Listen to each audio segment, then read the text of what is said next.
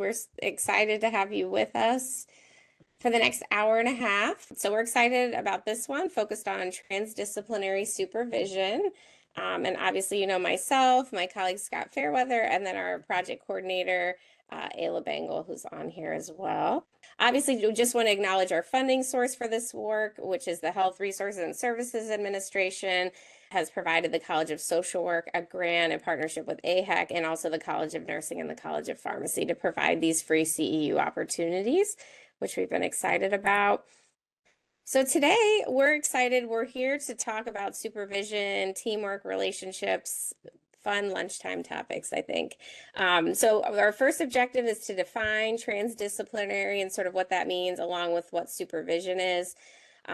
Talking about the importance of teamwork and workplace culture, talking about some skills that we all need, right, in order to maintain positive relationships and also handle difficult situations in the workplace. And we've sort of weaved objective 4 throughout in terms of applying some of these concepts and thinking about our own roles and work. So we'll have time to think about how these things apply to us individually as we go. Okay, so let's get started with objective 1. So, you know, when we think about our role, a lot of us, you know, I'm trained as a social worker, nurses, pharmacists, behavioral health providers, and others, right?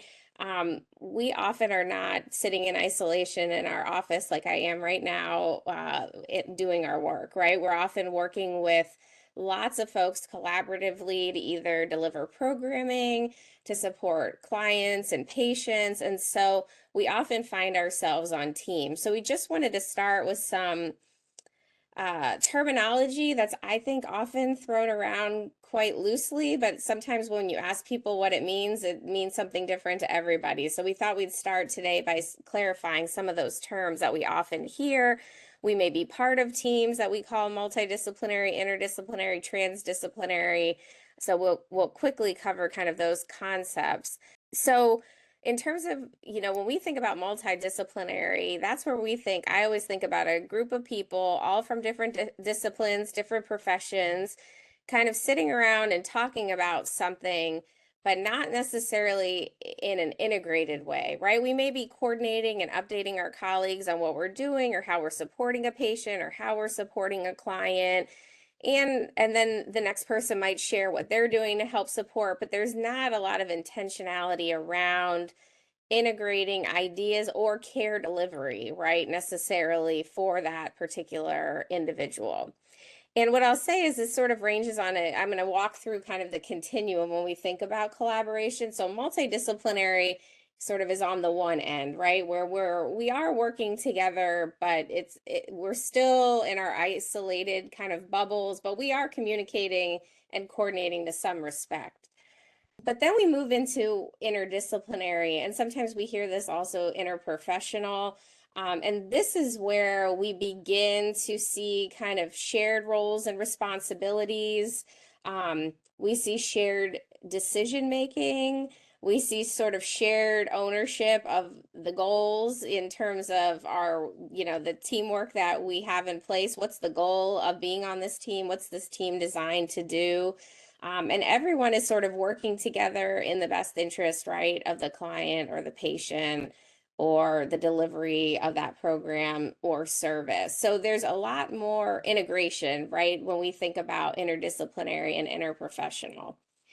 And then we get to this one that maybe you all have heard this before in terms of transdisciplinary. And to me personally, I find this the most abstract of all the concepts. And I don't know how often we actually do see this in practice, although in theory, this is probably the best way for us to serve anybody that has complex needs or anytime we're trying to deliver programming or services in the best way possible. But this is where we really are involving everybody, right? It goes beyond our traditional disciplinary boundaries. So, you know, I'm a social worker, you're a nurse, you're a doctor, you're a behavioral health provider, you're a peer support person, right? And so we're moving together and bringing out new ideas that wouldn't exist if we weren't sort of talking and collaborating in this sort of more transdisciplinary way. Here we're thinking about including patients, families, communities as stakeholders. So it's not just us as professionals, right? We're thinking about more broad, right, than ourselves and just how we traditionally think about a team. And so it is purposive, it is action oriented, and it is very integrative. And I think, again, I find this one to be the most abstract. And I came across this article, and we have the citation at the end of the slide. I realized I didn't put it here, which is not good practice, but um, I love this because I think this food example, I know this sounds silly, but for me, when I read this food example, I'm like, oh, this makes a lot of sense, right? When we think about kind of the difference between the three and kind of the continuum, the food example, the multidisciplinary, like a salad bowl, right? You can see all the parts of the salad, right? Everything's in the bowl, but you can see all the different parts. When we get to interdisciplinary, it becomes less clear maybe what everybody's disciplinary background is, but there is still some distinction between I'm a social worker, this is my role on the team, you're the psychiatrist, that's your role, you're the psychologist, you're the nurse, but it's a bit more like a melting pot. And then we get to transdisciplinary, where you really can't, if you came upon the team and heard the conversation, you would not be able to distinguish kind of whose role was whose, right? And what disciplinary background, because the whole conversation is focused right on that sort of complex problem, challenge, issue at hand. And it appears more like a cake. I don't know if this heuristic is helpful for you all, but I found it helpful just as a different way to kind of think about these concepts. Because I think a lot of people say, oh, I work on an interdisciplinary team. Oh, I'm part of a transdisciplinary team. But then when you say, well, what does that mean? That's when sometimes it becomes less clear kind of what that looks like in actual practice. So I want to just ask briefly, in terms of you all obviously being experts in what you do, are there examples of interdisciplinary teams that you work on? And I'd like just a couple thoughts in the chat, if you don't mind, about what's difficult about working on those types of teams. And you can unmute too. We could take a few. Thinking about social work, one of the challenges is that we're always educating other disciplines as to what our role is. I see that in the chat too. Others are agreeing with you, right? Like trying to understand what everybody's role is, communicating what you do versus what other people do. My background is in school social work, and I always tell the students that go out and intern in school settings, part of it is what is the role of a school as a social worker in a school, and what's your elevator pitch? And one of the exercises in my school social work class is getting folks to think about what that elevator pitch is, right? Because oftentimes we are having to communicate very often about what our roles are, what our scope of practice is, what our boundaries are, and how that relates to what others do. My biggest challenge is working with a finance team. They don't speak social work and I don't speak MBA. This is my life right now. I feel you in a way. I mean, this is my life. Taking over these grants that were Dr. Wright Myers and trying to communicate from I want to do this, but from a business perspective, like words like PO and anyway, I empathize. But yes, oftentimes we're working with financial folks, right, that speak an entirely different language. And that's a lot. In some of my background, my own research is focused on interprofessional collaboration. And so much of it is about language. We often use a lot of acronyms, right? And when we work in teams, we just assume everyone understands what we're talking about, but that may not always be the case. So making sure that we're communicating focused on our language, focused on maybe over explaining concepts we assume everyone understands, but trying not to make that assumption. I see things people are like, team members change, different goals, different metrics. Yeah, when we think about everyone at the table is held accountable, perhaps to different metrics, right? Different outcomes as a result of their job or their function. And understanding that, right? What's important to each person in their professional role, and then also how is that in the best interest of the client or the individuals you're serving. Turnover. Yeah, these are all great. Different codes of ethics, definitely. Time, right? I see everybody putting it's very difficult to find time to meet. I can attest to that as well. Everybody's schedules are so busy to be in it, to find a time for everyone to meet and to discuss cases or programs can be challenging. These are all great. This is sort of our segue into the next part of our presentation, that no matter what type of team you're on, right? Whether it's multidisciplinary, interdisciplinary, it's a social work team, right? And it's not interdisciplinary at all. We still have to work with people, right? And we're often working in teams, and there, I think, some essential things to think about as we work with teams, as we supervise people. That's so much of our job, especially as we get into more administrative roles. So we did, when Scott and I were preparing for this today, we did just want to highlight some other terminology because, all these things sometimes, again, are talked about interchangeably, overlapping. We talked about what collaboration is. There's also consultation, right? Where you might hire me to come out to your organization to provide some expertise on a topic, and then you all take that expertise and do as you wish with it, right? I'm using myself as an example. That could look a variety of ways, of course, but it's basically getting someone for their expertise and bringing them to your team, to your work group, and then them sort of going back to their organization. The nice thing about consultation oftentimes is it can be outside of your organization, but sometimes that consultation could come from another unit within the organization that you work in. And sometimes there's pros and cons. Having people from outside of an organization can be helpful because they're not intertwined in the office culture, politics, right? They're there to just share expertise and you all make sense of it. But sometimes it is nice to have a consultant who is aware, right, of your culture, of the culture within the organization you work with, some of the challenges you face. So those are things to kind of think about. Obviously, training, right, which is, what we're here for today, which is much more didactic, a lot more of a person like me talking, right, and not as interactive as some of these other things. But then we get into supervision, which, oftentimes we think about sort of one-on-one supervision in terms of the employees that we're supervising. Either we may be the recipients of supervision or providing supervision or both, right? And so a lot of times we're in kind of that both role. So quickly, I just wanted to get a pulse, kind of what does supervision mean to you all? Reviewing cases, hash out harder cases, providing guidance, directing and mentoring, checking in on a supervisee as a person, helping them achieve their goals, learning, guidance, consultation, feedback, providing support, hashing out areas for growth. I love that. Meeting of the minds, like that. Oh, I love that. Safe place to ask dumb questions. That's great. And that's going to get into the concept we're going to talk about in a second. Okay, great. All right, so we all have the same kind of concepts in mind when we're thinking about supervision. What Scott and I hope to do in the next few minutes is just, I'm excited about some of these slides, even selfishly for myself.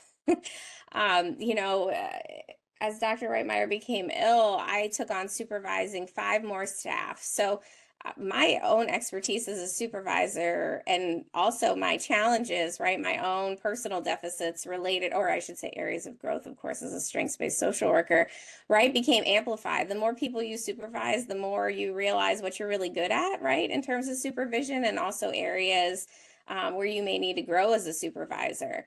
And also a lot of times, and I found this myself, I supervise others the way I like to be supervised, but that's not always good, right? Not all people want to be supervised the way I like to be supervised. So it's really important, right? That kind of tailored approach to knowing your, I'm just going to say employee, but knowing whoever your supervisee or employee is or are, right? A lot of you are supervising multiple people. So when we think about supervision, you all sort of alluded to it in the chat. These are kind of the main components, right, of supervision. So there's this one aspect that's more formative about developing kind of skills and knowledge, right? And so, a lot of that happens during supervision. Clinical skills, right? We think about clinical supervision. In my role, supervising doctoral students, right? Thinking about them growing in sort of the research skills and knowledge base, right? So there's this sort of formative aspect of that. There's also kind of the normative things like the day to day, which I will say as a supervisor, this is the least fun part for me. This is like, people needing time off, sick time, approving, not that they're asking for it. It's like that approval process in the system, right? All the sort of day to day kind of, I think of more bureaucratic things that need to happen, right? But also the things that pop up, more crisis oriented things that you might be supervising your employees or supervisees around in terms of kind of day-to-day issues. And then there's the part that you all talked about here in the chat around kind of the more restorative part, right? The more supportive part, figuring out what's going on in people's lives, what are barriers preventing them from the goals they want to achieve, what are the goals they want to achieve, how do they want to get there, and what do people need to be successful, right? That's sort of the more restorative, supportive part. And I supervise Ayla, so she's not allowed to comment on my skills on this one, but just kidding. I think this last one is the one I'm weakest on as a supervisor, in all self-disclosure, but I'm working on it. All right. Which isn't good, right? Given when we think about burnout and self-care, so much of it is focused on the more restorative aspects of supervision.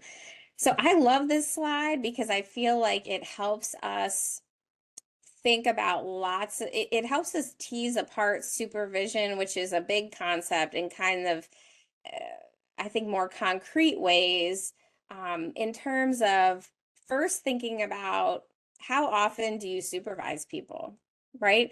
Do you supervise them once a week? Do you supervise them bi-weekly? Do you provide supervision on an as needed basis?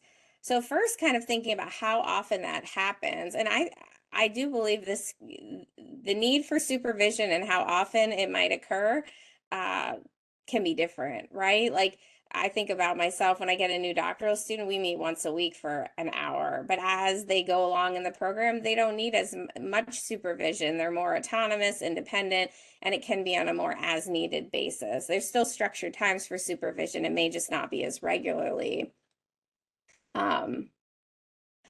So once we think about how often, it happens, then we need to think about ourselves, which you hear me saying, right? Even preparing for this, thinking about my own strengths and areas of growth as a supervisor, then we've got to think about ourselves. So how skilled are we in providing supervision? Do we perhaps need some training and support around providing supervision?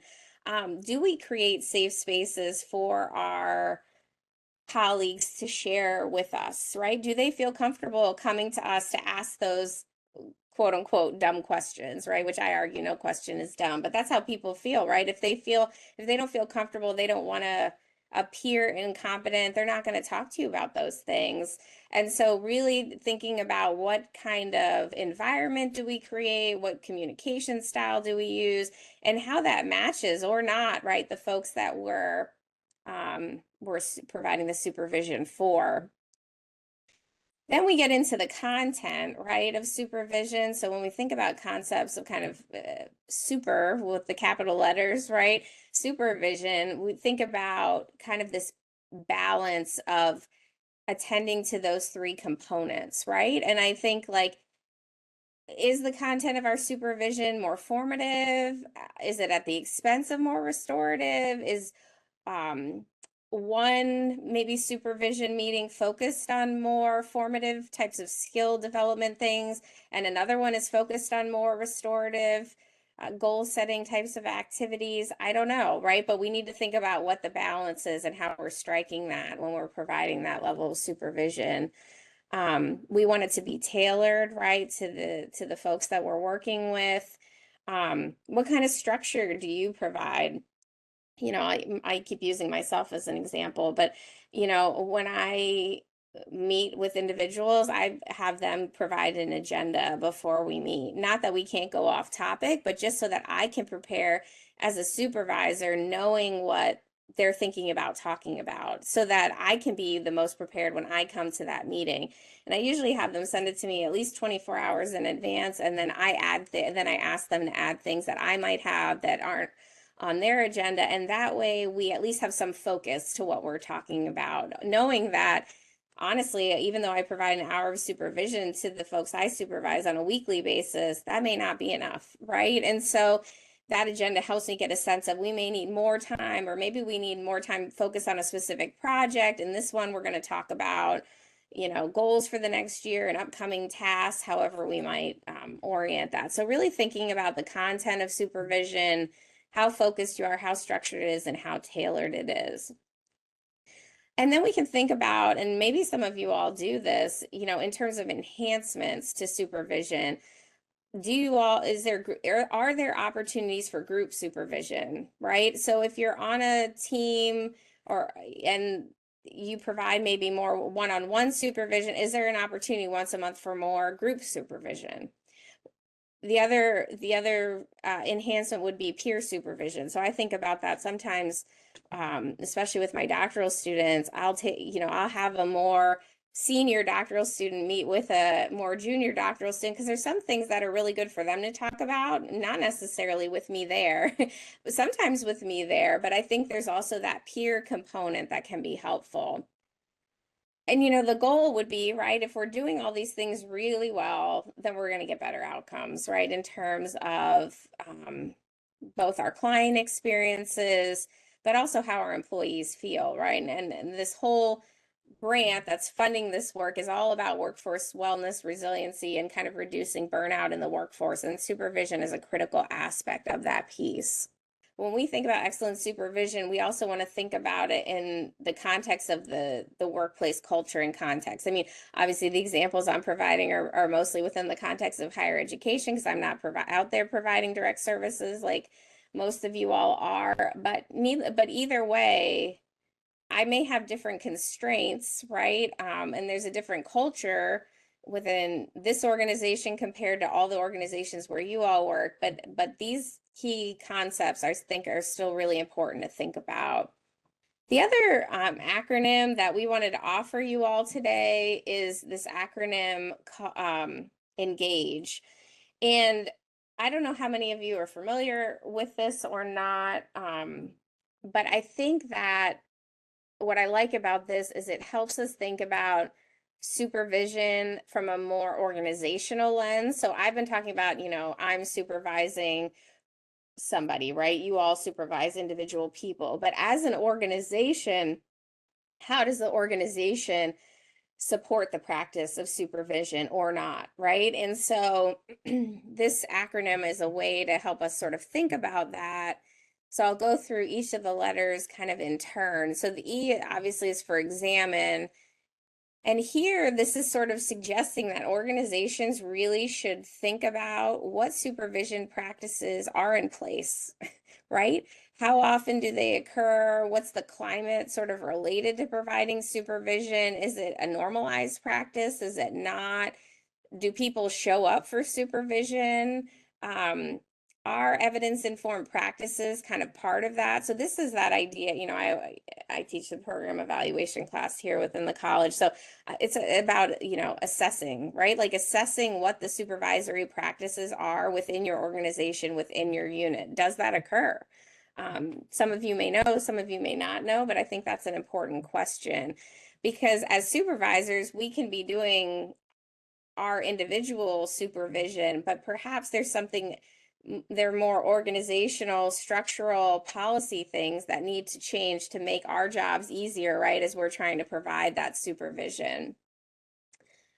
Okay, so then the N is for normalize. So this is saying that, as leaders, we really need to strengthen and think about strengthening, right, the policies and the guidelines that normalize supervision and asking for help, right? So not you're getting supervision because you have a deficit, but more supervision is just part of good practice. We all need to be able to talk to people who can help us grow, think about our goals, share ideas, evidence-informed tips. So the idea of normalizing the practice of supervision is important. The G is for gather, and this asks healthcare workers to sort of think about prioritizing, right, supervision, just prioritizing their own mental health, that the organization values that, and that getting together around supervisory practice is an important aspect of attending to mental health needs. Obviously access, right? So organizations thinking about access and how do they get supervision.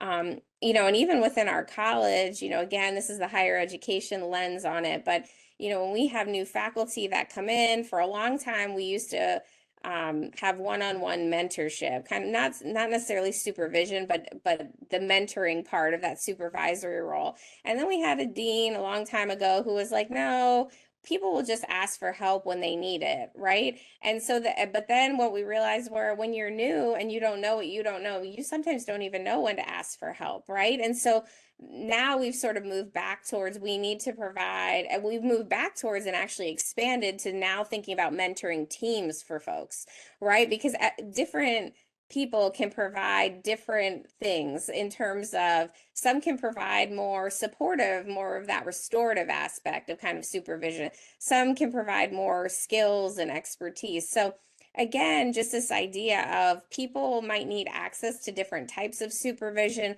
what's offered in the workplace, right? Within your organization, what types of supervision is offered? And do people know what good supervision looks like, right? Would be another question. That kind of moves us into the G for grow, which is thinking about as an organization, what type of training opportunities, right, do you provide on effective supervision? Is there anything that the organization provides to supervisors to help them in that role? And that's that idea of we want our employees to grow, but we also want to grow too, right, as supervisors of others. And so how do we grow sort of in those practices and what opportunities are available to us? Like within the university, there's a program called Pipeline for Academic Leadership. It's like the PALS program. And one aspect of that is all about supervising kind of employees. Not all faculty have access to that, but that's a important training opportunity that when folks get it, I've been fortunate enough to participate and found very helpful in just thinking about my role as a supervisor differently. And then like anything else, right? If we're assessing what we're doing in terms of supervision as an organization, we're prioritizing it, we're providing training opportunities to make our supervisory practices better, then the last thing, right, is to figure out whether any of those things are making a difference, right? If we're doing all those things, we hope that that leads to more employee retention, happier employees, employees that feel more supported. And not that that won't lead to, not that turnover won't happen, but maybe reductions, right, in turnover. And so sometimes people leave, right, for things beyond what we can do as a supervisor, but thinking about whether these supervisory practices are making a difference. So, like I said, hopefully we've introduced a few new conceptual constructs as you think about supervision, teasing it apart, areas in your own practice that you might do really well, and then areas where you might want to focus on accessing those expanded training opportunities.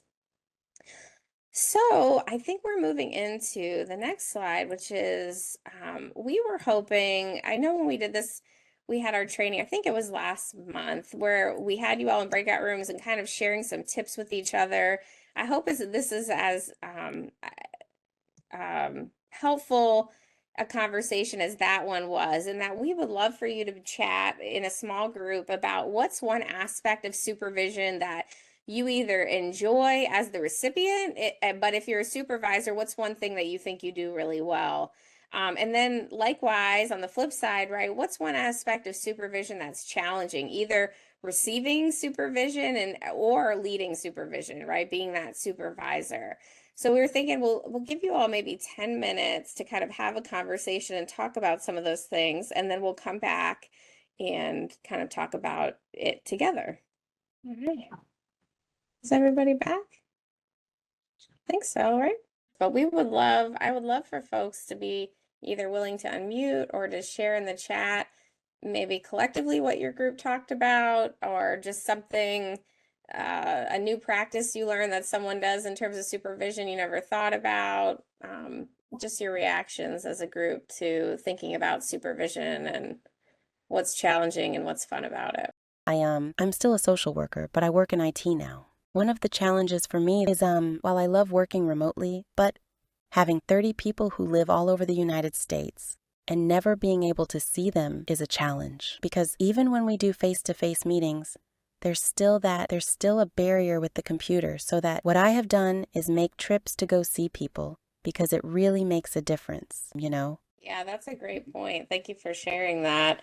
Um, I think that's one thing that I'll personally say is a struggle too, in terms of, within our college, we were just having a meeting about whether faculty meetings should be back in person or whether they should remain virtual. And there's arguments sort of on both sides. Ayla, I hope it's okay I share this, but Ayla lives in Austin, Texas. Obviously, I'm here in Columbia, South Carolina. And when I started taking over this project, we had never met in person ever, I don't think. Um, and then Ayla was fortunate to her family lives nearby, and she made a visit, and we made an intentional. We were intentional about trying to set time to meet each other, and I think that one-on-one right face helped develop and cultivate our working relationship in a way that, yes, it would be fine if we continued like this, but there is just something that cannot be replaced, right? Doing things virtually. So I do think that's an important point. I also will say I think some people do really well with virtual supervision and some not so well. And so also thinking about, what's best for the employee too, right? It's a balance. I see I'm looking in the chat, someone mentioned that they evaluate the agency goals and how they align with her goals. So thinking about kind of goal alignment between, I'm interpreting between the lines, but between goals for the agency, maybe the supervisor and the employees that are being supervised. So that goal alignment piece, I think finding out what direction everyone's headed and why can really help focus the supervision. And I know for myself, especially when I start working with doctoral students, I ask them what their end goal is. If they want to be a professor at a research intensive university, how I think about providing supervision across the years is going to be different if they want to go into a primarily teaching oriented faculty position. No judgment around either outcome, but how I provide and the opportunities I think about providing and how I might help them get there would look different, right, based on that goal. Yeah, the focus and skills of the supervisor can easily influence the success of the group. Yes, right? We lead the conversation. We can intentionally or unintentionally influence what's happening. And I think being aware of our power within that is really important. So that's a great point. Somebody wrote, gist of our group, enjoy growth and learning experience challenging if you have a lack of rapport and lack of time. Yeah, I mean, if the rapport piece is so important, if you really don't have good rapport with individuals you're supervising, it becomes very hard to provide feedback. It's very hard to kind of create that environment where everyone feels like they can share, right? And that's not just necessarily on you as the supervisor, it's also thinking about the employee's contribution, right, to creating that kind of climate. So those are great points. Anybody else? Anybody gain something, some insight from a colleague in a conversation just around supervision, supervisory practices that you'd like to share? Well, I would say enjoying new perspectives, getting new ideas, new connections. Individually, for myself, I didn't like being supervised initially, but then later, really looking forward to it because of the deeper conversations and the positive connections. Right. Yeah, thank you for sharing all that. I think all of those things probably resonate with a lot of the groups. I also see a lot of camaraderie in the chat in terms of just agreeing with a lot of what's been said. And I think too, when we think about when we supervise folks, I mean, that's the fun part, right? Is seeing where they end up, right? And seeing where they started and where they want to be, and did they get to where they want to be, right? In terms of the skills they developed, the moments of growth, right, that happen. And so, when you work with someone for a long period of time, making sure you take that reflective period to say, when we first started working together, these are the things we were working on, and now 2 years later, here you are, 6 months later, right? And having that opportunity to sort of reflect. Yes, India say how interactive it can be. I always think about thinking about supervision as a two-way street in terms of, I always like to, in the academic institution, the semesters sort of define our life. But at the end of every semester, talking to the folks that I supervise and thinking about, what's going well, what's something that needs to be changed that would improve our working relationship, right? So even thinking about how we evaluate our own supervisory practice and try to solicit that feedback from folks we supervise who are in the position to provide some level of insight about that can be super helpful. And of course, just seeing sort of where the folks we work with, how they develop over time and the skills that they gain is a fun, I think the most rewarding aspect, at least for me, in terms of supervision. Because it takes a lot of time to supervise, right? I mean, it's not, I think folks that it's multiplicative, right? So I think when I went from, supervising one doctoral student to one doctoral student, 5 staff in the course of a week this past fall, I mean, that fundamentally changed my entire work experience. I mean, that's almost a day's worth of supervision a week that I was now providing that was not built into my schedule. But then when you think about how rewarding that can be and how you can shape it to meet your needs and also the people that you're supervising needs in terms of the goals you're trying to achieve, and in this case, in relationship to our grant funded projects, but also their professional goals, right? And the expertise they bring to the projects. It's a very rewarding experience. So just something to think about. I think a lot of times we don't necessarily pause and reflect on this aspect of our work as much unless it's a problem, right? If things are going okay or there's not a lot of issues, we're not necessarily always taking a pause, but I think building that into how we structure our work life is also an important piece. Because if supervision isn't going well and it's not going well with a lot of people, that can lead to your own burnout, right? That really can be a huge time suck, a huge energy suck, emotional drain, right? If it's not going well. So definitely something to think about. Okay, so we're going to quickly move into objective 2, and then we're going to get right to Scott. So we only have a few minutes, but some of these concepts here, you all are just so familiar with by nature of who you are and your backgrounds and your positions and your expertise and how long you've been in the field. Obviously, we know a lot about the basic components of effective teamwork. It's one thing to say what these things are. I think to enact them in practice is harder, right? When we've got personalities and different people and different backgrounds and things. And you alluded to some of these before. We were talking about challenges working within interdisciplinary or multidisciplinary, transdisciplinary teams. Thinking about how do we communicate with each other, right? When we're on a team, what are the ways that we communicate? What does that look like? What's acceptable communication? What's unacceptable forms of communication?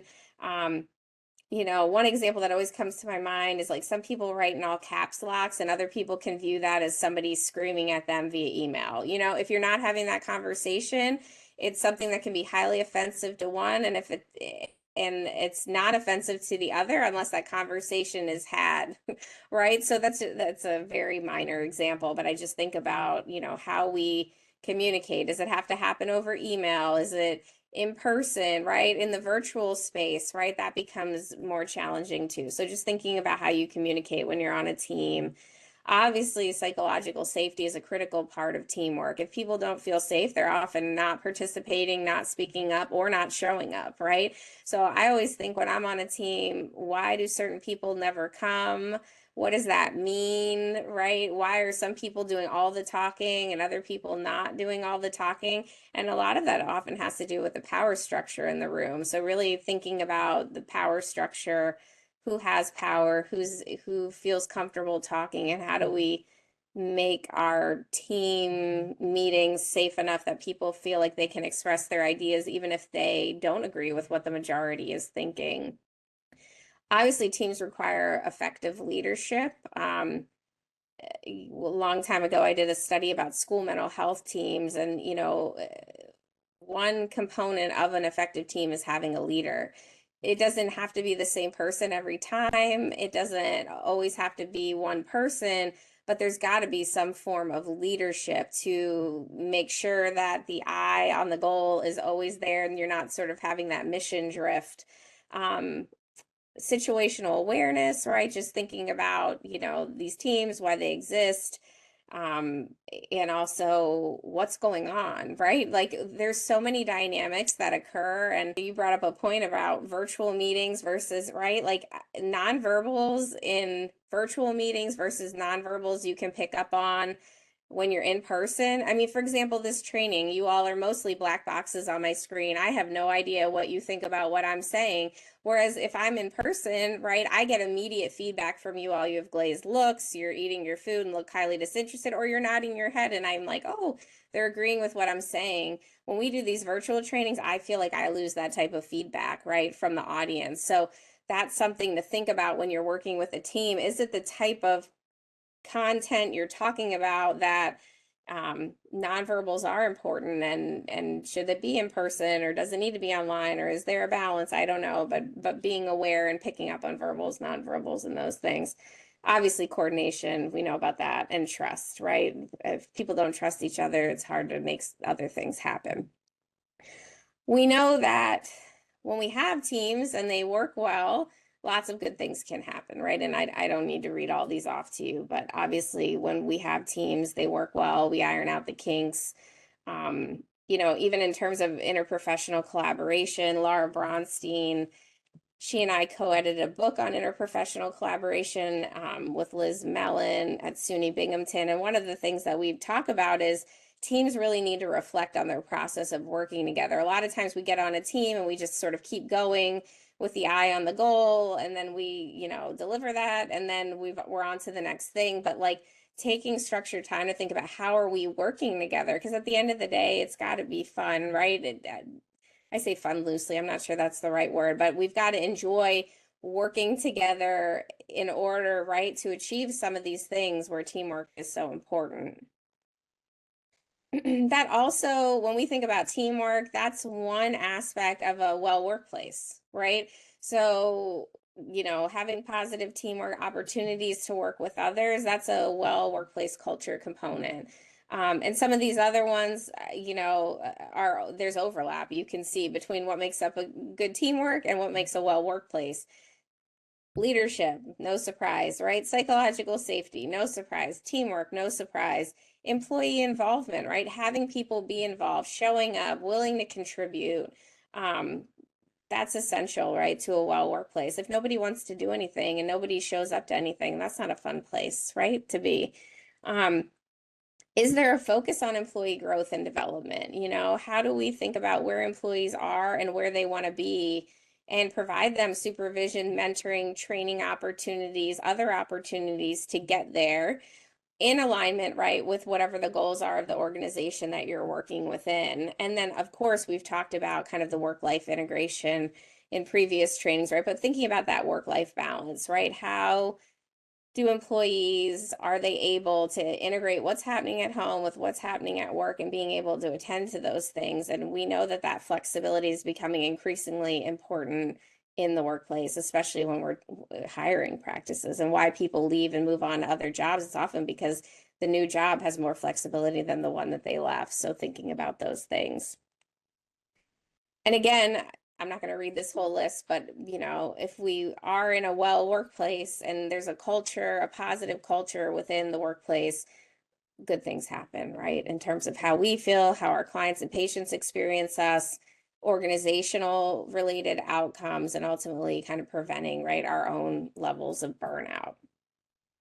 So that, I think, is enough from me today, and I'm going to turn it over to Scott to talk about skills to maintain positive relationships and handle difficult situations that we know occur. So I'll take it, giving it to you, Scott. Thank you, Aiden. I was thinking about how to start this out.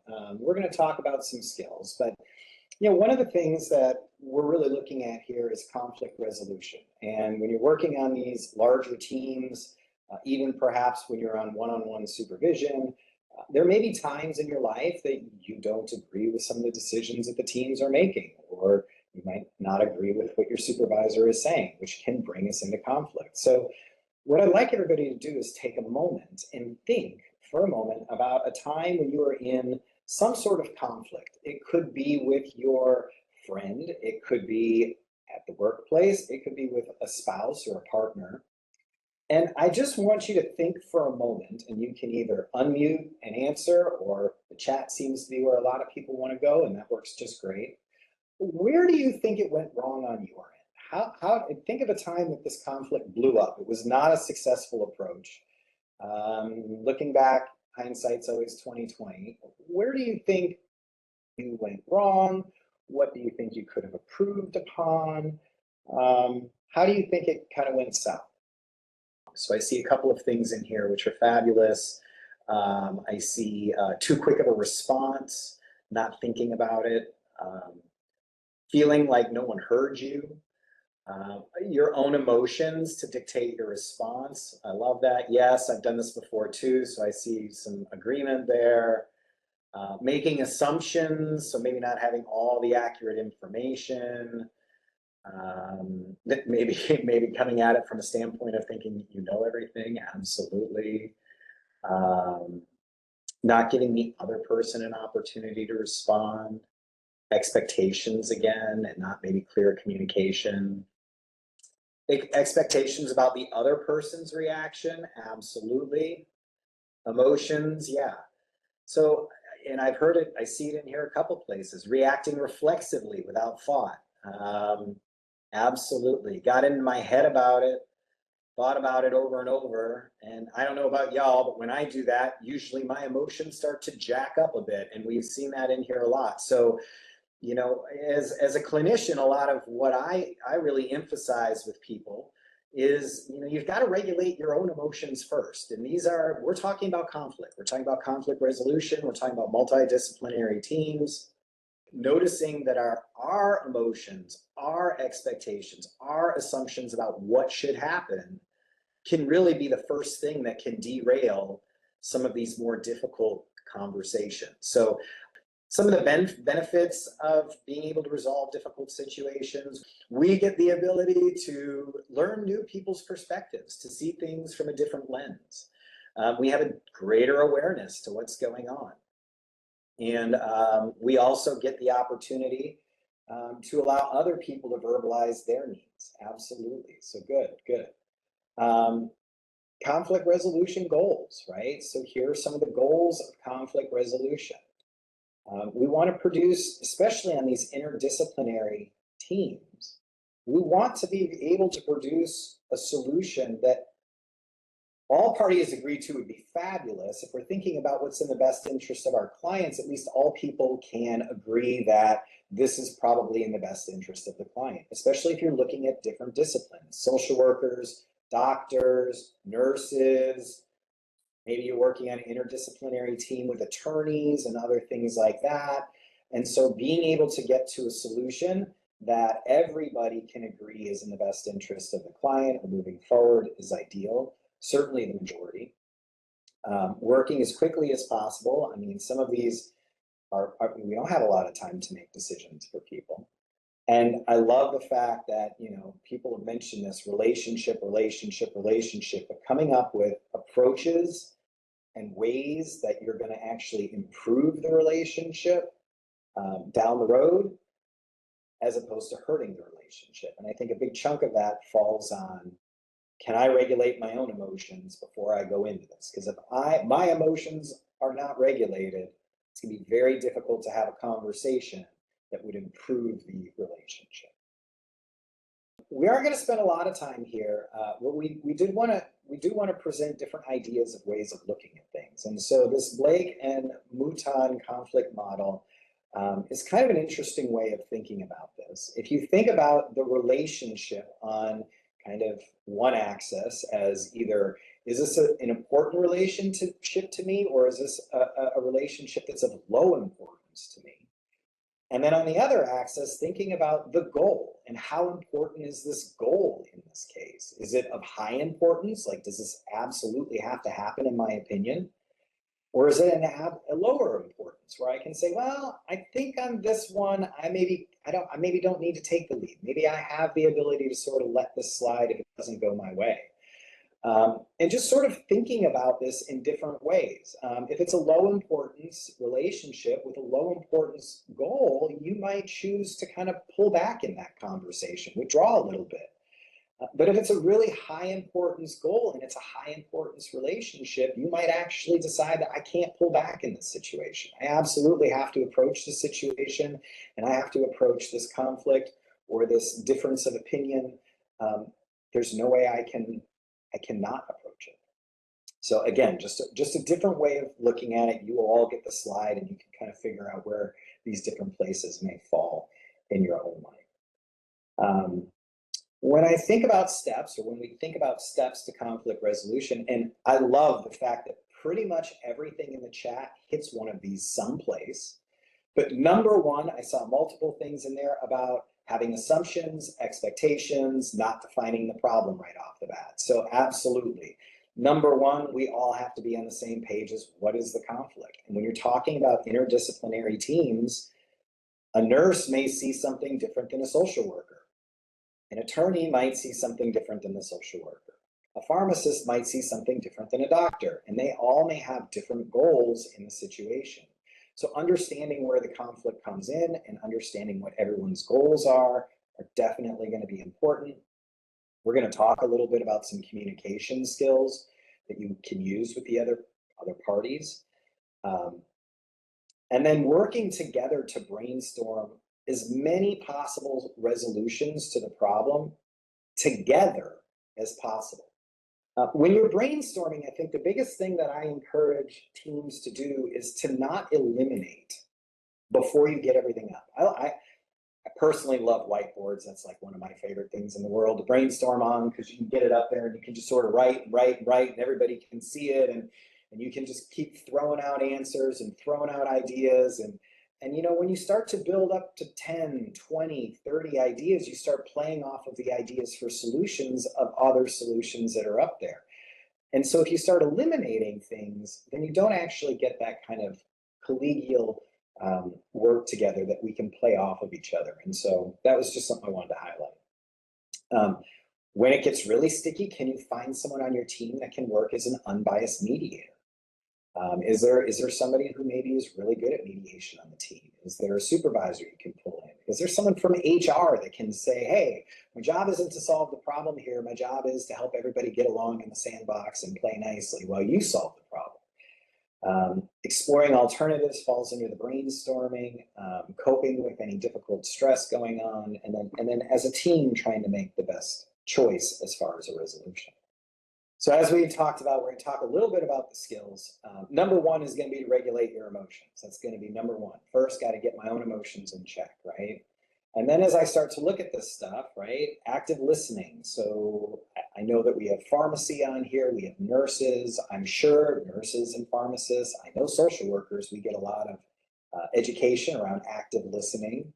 When I think of active listening, I think of listening to understand as opposed to respond. Right? I'm not listening to come up with the answer to rebuke what you're saying. I'm listening to understand your position. And when I can understand your position, I stand a greater chance of understanding why you want to do what you want to do and how that might actually,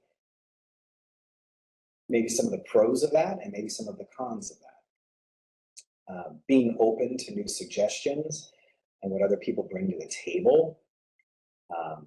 You know, I think one of the things I've only just recently gotten to start at the university, but I think that's one of the things that I absolutely love about being up there. I mean, I was in private practice for 15 years, and I certainly love my DBT team and everybody I work with.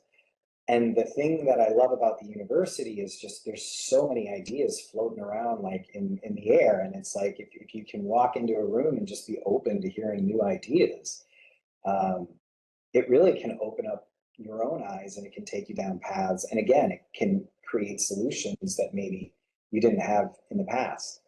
I really think about this as a young child. My mom worked for a company, and I don't know, I might have been in second or third grade.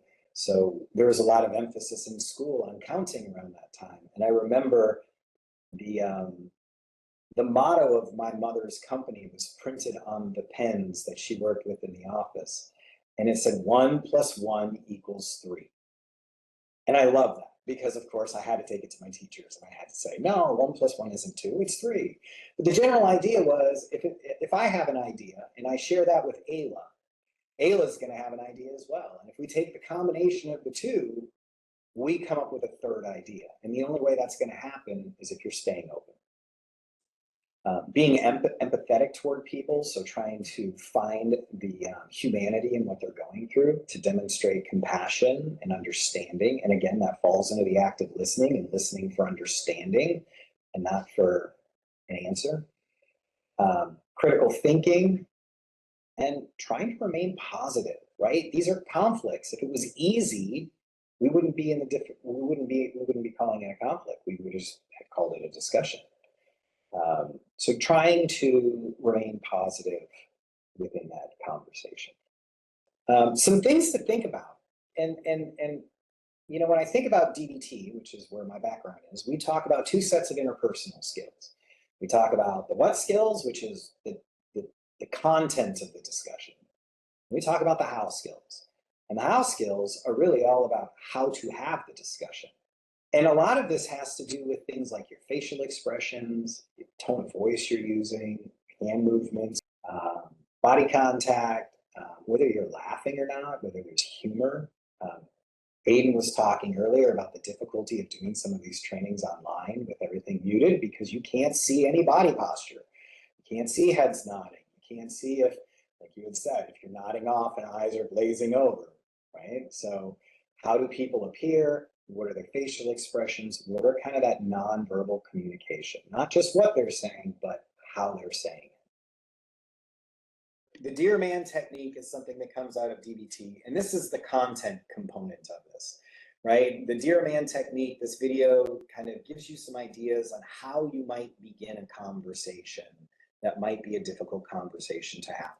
And again, I'm going to go back to the first part of this, which is we saw it in the chat. First, we got to regulate our emotions. Then we can get into what we're going to say. Then we can get into how we're going to say it.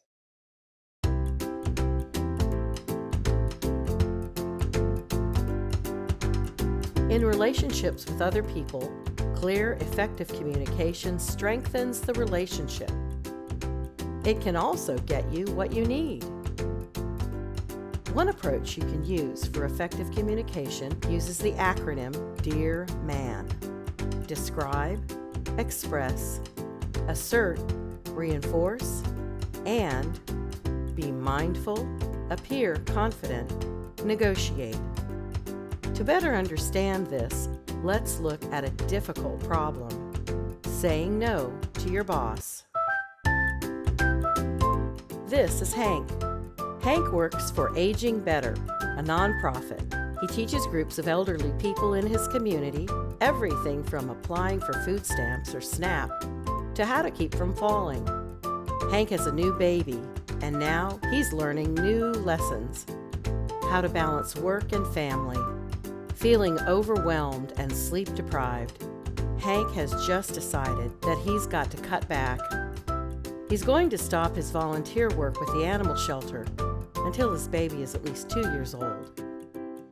And today, Hank's boss has stopped by his office. Their nonprofit has gotten a large grant for diabetes education. She wants him to take on the diabetes outreach. Luckily, Hank's boss does not need an immediate answer. Let's walk through the Dear Man skill with Hank to help him get ready for his next conversation with his boss about this. First, Hank needs to describe the situation. This is an objective, fact-based description. Oh, this is a really valuable project, but I teach 4 of the 5 days of the work week. The last day is the day I finish my paperwork, and I get ready for the next week. It's not a free day. I've looked at how I've organized the groups, and I don't see any way to reduce my travel time. It also doesn't sound like you're removing any of my current groups from my workload. Hold on, Hank. You're over-explaining. Most of us do that to start. This kind of internal dialogue can help you sort through the issues, but the describe statement is just one brief statement. To describe the situation, pick the briefest of facts about it. I know you depend on me, and I think this new outreach is valuable. I would love to contribute to this. Next, Hank needs to express how he feels. I feel that I do a solid job with the groups. I don't waste time on unproductive things like office chatter, so I can't see where I'd get the extra time for groups. And with a newborn, I'm not in a position to work longer hours. In fact, I just stopped with the animal shelter. This new role seems important to the community and our company, but... Hold on, Hank. This, too, should be brief and to the point. I'm feeling overwhelmed and need to balance my work and home obligations. I don't feel capable of adding this to my plate. Now Hank needs to assert what he wants. Again, clearly and concisely. I'm not going to be able to do the diabetes community education. Finally, Hank needs to reinforce. This is another thing that people struggle with. The reinforcement message is not about Hank. It's about his boss. He needs to tell his boss something that will bring the boss to Team Hank. Get her to agree that he should not take on the diabetes outreach. Hank should not say, I really need to make sure I'm there for my baby. because that's about him. He should also not say, Maybe I could do a couple fewer groups during the week. because that would undermine his no. I know this is disappointing for you. I'd like to help you get someone else in the company ready to do this. The M and A in MAN stand for be mindful and appear confident. These are about the non-verbal aspects of communication. Be mindful of your tone, your body language. Stay in the present moment. Don't go back in history and drag out issues. And appear confident. N is for negotiate. This is about getting the other person to accept your request. In this case, getting Hank's boss to accept his no. Hank can negotiate by offering to help strengthen the organization by mentoring someone else. I can help someone else get up and running by sharing my community contacts. I can mentor that person. This is much more sustainable for aging better. Some of the most important skills we can develop are strong, effective interpersonal skills. Dear Man is a way to get you what you need and maintain healthy relationships.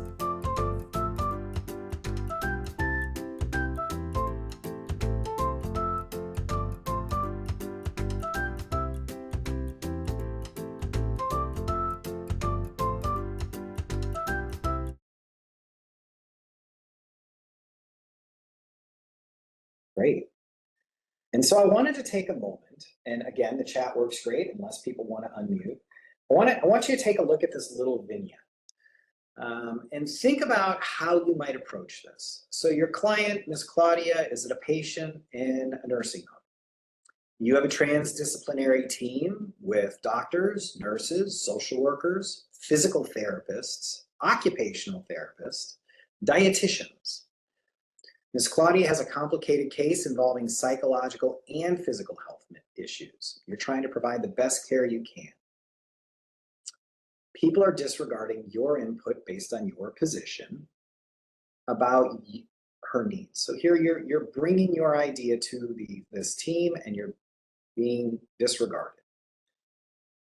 What are some of the things you might want to consider going into this conversation? Okay, what is the kind of personal rapport you have with some of the people on the team or the person you have the conflict with? The primary goal of the client, absolutely, I love that. Why are they prioritizing what they're prioritizing versus me? I love that. And check the emotions at the door, absolutely. How might the other people be feeling that day? Sure. Do they have other stressors going on in their lives that are setting them up, perhaps? Reminding the team that the primary goal here is the client. It's not maybe our particular approach. It's more about the client. Validate, love it. That's a big chunk of the how and how to do conflict resolution, is to validate other people's points and share. Get everyone's opinion. I love that. And consider other people's knowledge about the case. I love that, right? You may have a person on the team that has more knowledge about her case than you do, and maybe deferring and thinking about why they might be saying what they're saying based on their experience. Yeah, we're absolutely working toward compromise here, for sure. So sort of, expecting some conflict and thinking about how you're going to respond without becoming so overly emotional that it becomes a conflict, that you aren't able to discuss your case, that you're not able to get your point across. Whisper criticism and praise loudly. Yeah, I love that. So that has a lot to do with the inflection in your voice, right? And what you're choosing to pay attention to and not choosing to pay attention to. Yeah, so again, I think again, a lot of the things you're putting in here, which I love to see, are thoughts about, hey, what have I done in the past and how did this blow up? And how would I handle this differently in the future to get a different result? And so I'm hearing, think about my goals, consider other people's opinions, regulate my own emotions, anticipate conflict and what you're going to do when it arises. Again, empathize, validate other people's opinions, and keep bringing it back to the goal is what's in the best interest of the clients in this case. Absolutely. Well, I think that about covers my time, so I'm going to hand it back over to Ada. Thanks, Scott. Yeah, this is our website. It's live, and we've got lots of videos on there that have been embedded in some of the trainings we did, including the Dear Man one. But there's yoga videos on there that everything's free and accessible. So we hope you kind of dig around on there and look at some of that stuff and find utility. We would welcome any and all feedback you have on that, but I would encourage you to check it out if you get the chance. We really appreciate your time as always. We've enjoyed the conversation. I actually enjoyed preparing for this one, thinking about kind of supervision. And thank you for all the kind words in the chat and following along.